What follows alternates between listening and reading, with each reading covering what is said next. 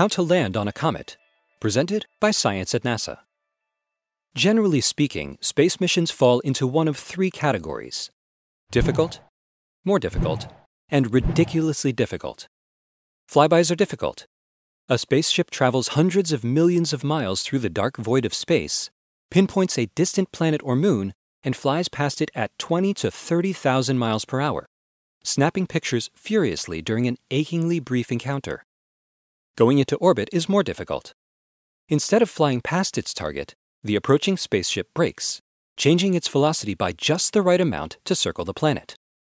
One wrong move and the spacecraft bounces off, becoming an unintended meteor. Landing is ridiculously difficult. Just play NASA's 7 Minutes of Terror video. Watching Curiosity parachute, retro-rocket, and sky crane its way to the surface of Mars rarely fails to produce goosebumps. Since the space age began, the space agencies of Earth have succeeded in landing on only 6 bodies: Venus, Mars, the Moon, Titan, and asteroids 433 Eros in Itokawa. In a move that could set a new standard for difficulty, the European Space Agency is about to add a 7th member to the list. On November 12th, ESA's Rosetta spacecraft will drop a lander named Philae onto the surface of Comet 67P Churyumov-Gerasimenko. How hard is this landing? Asks Art Chmielewski, the U.S. Rosetta project manager at JPL. Consider this. The comet will be moving 40 times faster than a speeding bullet, spinning, shooting out gas, and welcoming Rosetta on the surface with boulders, cracks, scarps, and possibly meters of dust. Rosetta will drop Philae from a height of 22 kilometers as the comet rotates freely below. No active steering will take place during the slow descent. Unlike previous landings where reconnaissance had been done beforehand, at Mars, for instance, we mapped the planet well in advance. Rosetta just started learning about its target a couple of months ago, explains Claudia Alexander, project scientist for the U.S. Rosetta project.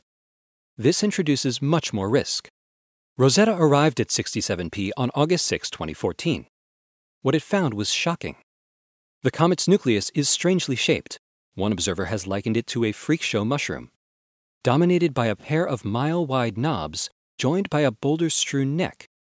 Picking a landing site would not be easy.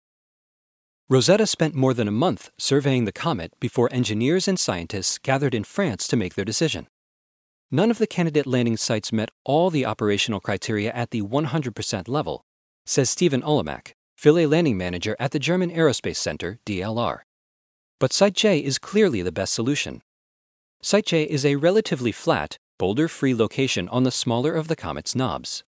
It gets plenty of sunlight for the lander's solar panels and has good line-of-sight visibility for communications with Rosetta orbiting overhead. The descent will take about 7 hours, a drawn-out process that could be enlivened by unpredictable jets of gas emerging from the comet's core. You thought 7 minutes of terror was bad? This will be 7 hours of terror, says Alexander. If all goes well, Philae will touch down at human walking pace and deploy harpoons to fasten itself to the crusty surface. A suite of 10 sensors on the lander, including a drill for sample collection and an acoustic sounder to probe the comet's subsurface structure, can then begin an unprecedented study of a comet at point-blank range.